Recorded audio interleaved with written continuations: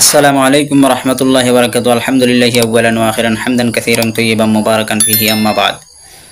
আমার সম্মানিত বন্ধুগণ, আসুন আজকে আমরা গুরুত্বপূর্ণ একটি বিষয় নিয়ে আলোচনা করি। বিষয়টি হলো, যদি কারো কাছ থেকে জোরপূর্বকভাবে তালাক আদায় করা হয়, তাহলে এই তালাকটি আমাদের শরীয়তের মধ্যে কার্যকর হবে কিনা।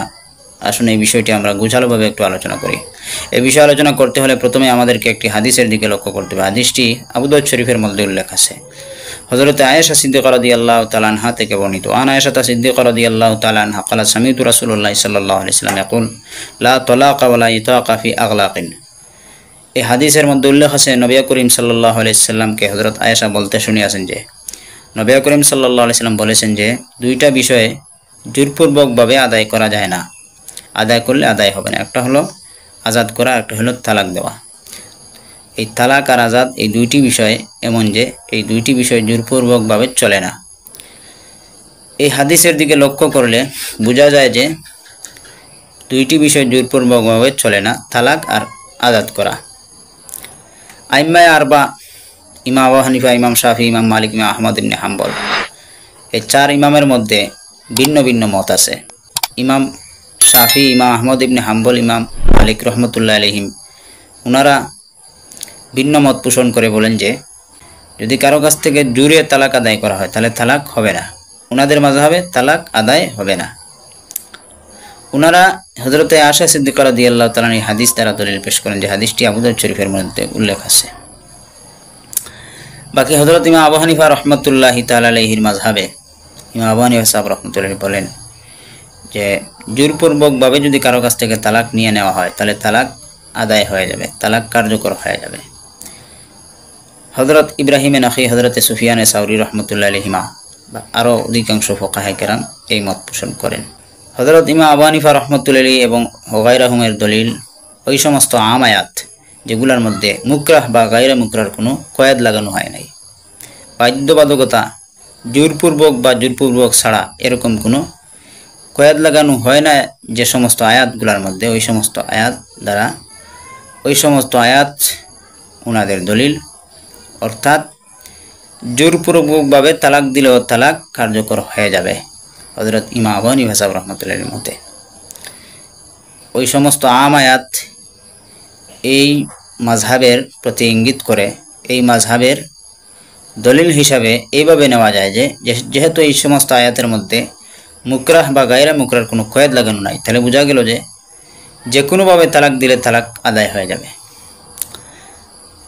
আরেকটি বিষয় এখানে প্রণিধানযোগ্য যে বিষয়টি হলো, যদি কোনো বুবা ব্যক্তি যে কথা বলতে পারে না, তার কাছ থেকে যদি লিখিতভাবে তালাকের বিষয়টা জোরপূর্বকভাবে আদায় করা হয় তাহলে তালাক আদায় হয়ে যাবে। আর যদি কেউ কথা বলতে পারে কিন্তু তার কাছ থেকে জোরপূর্বকভাবে তালাক আদায় করা হয়েছে, কিন্তু মৌখিকভাবে সে তালাকের কথা বলে নাই, শুধু লিখিতভাবে লেখছে, তাহলে তালাক কার্যকর হবে না। মুখেও বলতে হবে, যদি মুখে না বলে শুধু লিখিত দেয় তাহলে তালাক আদায় হবে না শরীয়তের মধ্যে। আর মুখে এবং লিখিত উভয়ভাবে দিছে তাহলে তালাক আদায় হয়ে যাবে। শুধু লিখিত দিলে তালাক কার্যকর হবে না। এই বিষয়টি আহসানুল ফতোয়ার মধ্যে রয়েছে এবং ফতোয়া শামীর মধ্যে আরও বিভিন্ন ফতোয়ার কিতাবের মধ্যে উল্লেখ আছে। তাই বন্ধুগণ, এই যে তালাক কার্যকর হয়ে যাবে ইমাম আবু হানিফা রহমতুল্লাহি তাআলা আলাইহির মাযহাব অনুসারে, ওনারা এই সমস্ত আম আয়াত দিয়ে দলিল পেশ করেন এবং হযরত আবু হুরায়রা রাদিয়াল্লাহু তাআলা আনহুর একটি হাদিস দ্বারা দলিল পেশ করেন, যে হাদিসের মধ্যে উল্লেখ আছে যে পাগল এবং শিশু ব্যক্তির তালাক কার্যকর হয় না, বাকিদের তালাক কার্যকর হয়ে যায়, জোরপূর্বকভাবে হোক অথবা জোরপূর্বক ছাড়া হোক, যেভাবেই হোক তালাক কার্যকর হয়ে যাবে।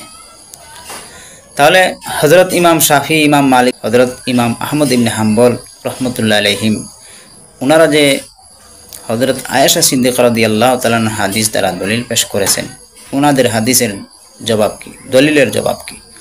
ওনাদের দলিলের জবাব হচ্ছে, যেহেতু হাদিসের মধ্যে আসছে লা তালাকা ওয়ালা ইতাকা ফি আগলাকিন, এই আলাকিনের দ্বারা উদ্দেশ্য হচ্ছে নবী করিম সাল্লাল্লাহু আলাইহি ওয়াসাল্লাম বলতেছেন যে তোমরা তালাকের রাস্তাটি বন্ধ করে দিও না, এটাই হচ্ছে উদ্দেশ্য।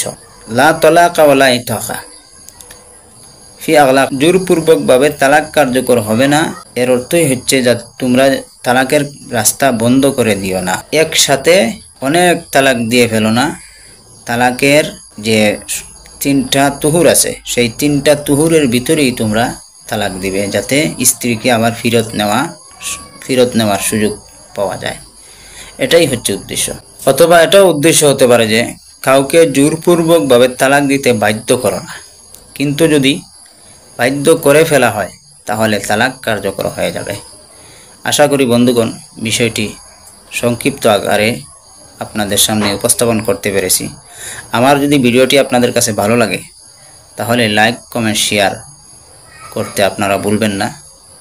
আপনারা সওয়াবের কাজে সহযোগিতা করবেন। আল্লাহ পাক রাব্বুল আলামিন যেন আমাদেরকে আমল করার তৌফিক দান করেন। আমিন।